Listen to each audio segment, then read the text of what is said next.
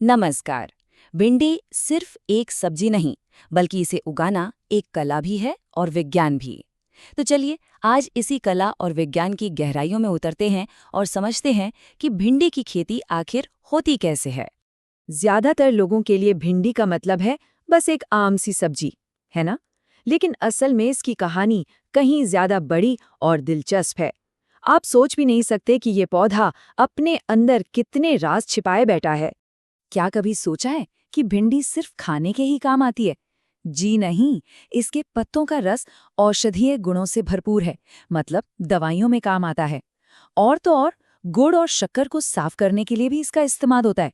कमाल की बात है ना? वाकई ये पौधा तो एक ऑलराउंडर है। तो चलिए अब सीधे काम की बात पर आते हैं। किसी भी अच्छी फसल की शुरुआत होती है एक अच्छे खेत से, मतलब बीज बोने से काफी पहले ही नींव रखनी पड़ती है। तो सबसे पहले यही समझते हैं कि खेत को तैयार कैसे किया जाए। देखिए, भिंडी की सबसे अच्छी बात यह है कि ये ज्यादा नखरे नहीं करती, मतलब ये कई तरह की मिट्टी में उग सकती है। लेकिन हाँ, अगर वाकई बढ़िया फसल चाहिए तो दोमट मिट्टी बेस्ट है। इसी खासियत की वजह से ये किसानों के बीच इतनी पॉपुलर है। खेत को तैयार करने का प्रोसेस बहुत सीधा सा है, बस 3 स्टेप्स है। सबसे पहले मिट्टी पलटने वाले हल से एक गहरी जुताई। इससे क्या होता है, मिट्टी एकदम ढीली हो जाती है। इसके बाद 2-3 बार हैरो या देसी हल चलाया जाता है ताकि मिट्टी भुरभुरी हो जाए। और आखिर में पाटा लगाकर खेत को बिल्कुल समतल, एकदम लेवल कर दिया जाता है। बस अब हमारा खेत बीज बोने के लिए तैयार है। खेत तो तैयार हो गया, अब बारी है पौधों के खाने पीने का इंतजाम करने की, यानी खाद और उर्वरक। सबसे पहले तो जुताई से भी पहले खेत में 200 क्विंटल प्रति हेक्टेयर के हिसाब से अच्छी सड़ी हुई गोबर की खाद मिला दें। ये जमीन को बहुत ताकत देती है। फिर आते हैं रासायनिक उर्वरकों पर, फास्फोरस और पोटैश। ये दोनों तो बुवाई से पहले ही पूरे डाल देने हैं, लेकिन नाइट्रोजन के साथ थोड़ा अलग करना है। इसकी आधी मात्रा बुवाई से पहले और बची हुई आधी मात्रा करीब 35-40 दिन बाद देनी है। इससे क्या होता है कि पौधे को अपनी जरूरत के हिसाब से सही वक्त पर पोषण मिलता रहता है। चलिए, खेत एकदम तैयार है, तो अब अगले सबसे जरूरी कदम की तरफ बढ़ते हैं, जो है बुवाई।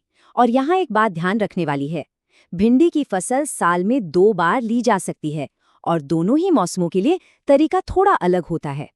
बुआई से पहले सबसे जरूरी है सही बीज चुनना, मतलब सही किस्म।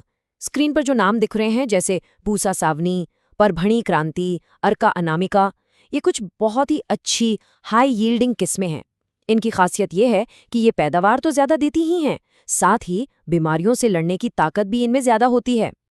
अब आते हैं गर्मी और बारिश की फसल के फर्क पर। ये बहुत जरूरी है। देखिए, गर्मी की फसल के लिए बीज थोड़ा ज्यादा लगता है, करीब 18 से 20 किलो प्रति हेक्टेयर, और पौधे भी पास पास लगाए जाते हैं।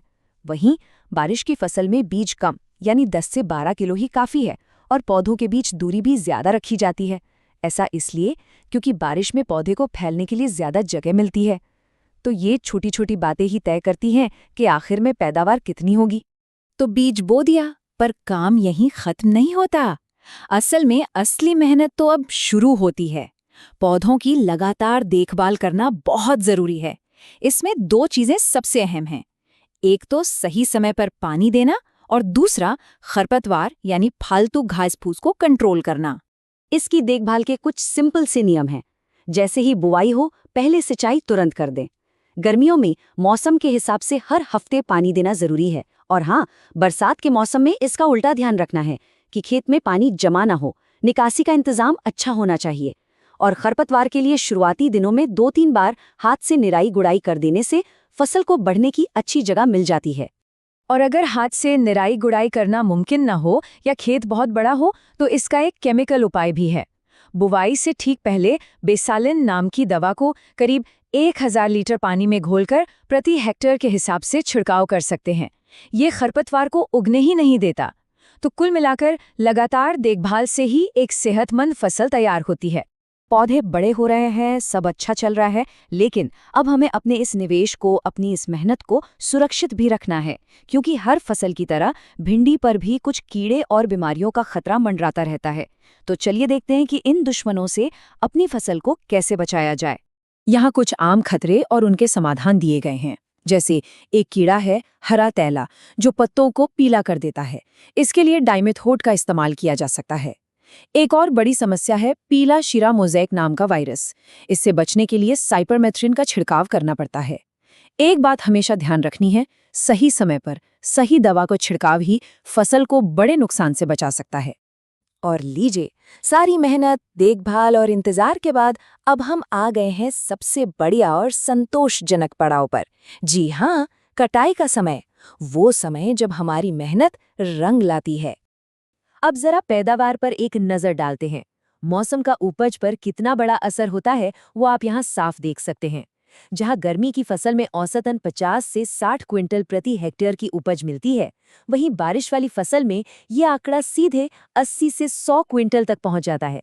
तो इससे एक बात तो साफ है कि सही मौसम का चुनाव कितना ज्यादा मायने रखता है। कटाई के बाद भी एक छोटा सा लेकिन बहुत जरूरी काम बाकी है।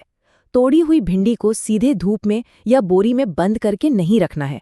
उसे किसी ठंडी छायादार जगह पर फैला देना चाहिए। इससे उसकी क्वालिटी बनी रहती है और वो ज्यादा देर तक ताजी दिखती है। तो खेत की तैयारी से लेकर कटाई के बाद तक की सारी जानकारी अब हमारे पास है। अब सवाल ये है कि अगला लक्ष्य क्या होगा, 60 क्विंटल या फिर सीधे 100 क्विंटल? याद रखिए, सही जानकारी और सही तकनीक के साथ कुछ भी नामुमकिन नहीं है।